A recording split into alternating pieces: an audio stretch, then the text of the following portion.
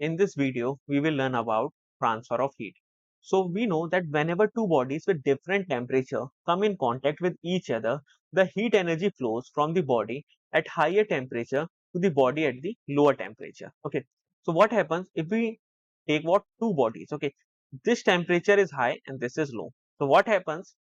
The heat energy flows from the higher to the lower. And what happens? They will attain a process in which the heat will get balanced up to that point that heat will be transferred. Okay, so heat can also flow from the hotter end to the colder end of the same object.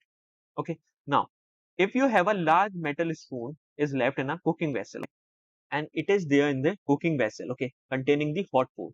So what happens? The spoon becomes hot due to the transfer of heat from the cooking vessel to the spoon. Now, if you take a cup of tea, okay, and it is left lying on a table, the table gets cooled due to the transfer of heat from hot tea to the surrounding atmosphere whose temperature is less.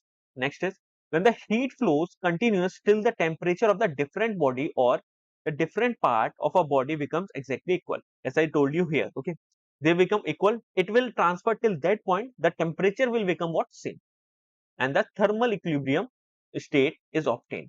So there are two distinct ways. Basically, there are three distinct ways to transfer the heat: the conduction, convection, and radiation. We will learn it one by one. So what the conduction is? First of all, the conduction is the process of heat transfer through a material without the actual movement of material itself. There is no movement of material, but basically a heat transfer is there in through a material without the actual movement of the material itself. So it occurs when a heat energy moves from the hotter part of a substance to the cooler part by direct contact between the two particles. When you touch both particles, so the heat from this will transfer to this. And this process is known as what? Conduction. Clear? Now, we will do one activity to understand this. So what happens during the conduction? So the molecules of a substance which becomes in contact with the heat possess more energy and they collide with their neighbor molecules and transfer some energy to them. These neighbor molecules then collide with their surrounding molecules and so on.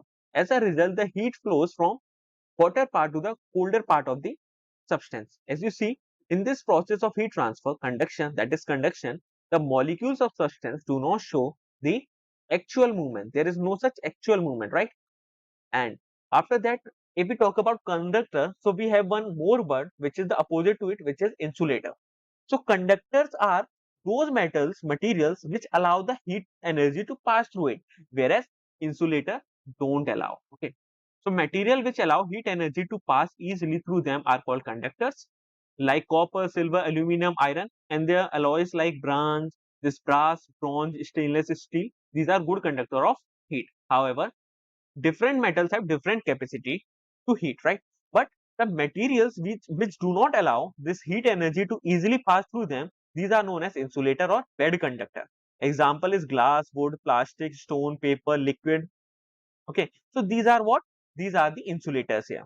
I hope this topic is clear to you. Thank you.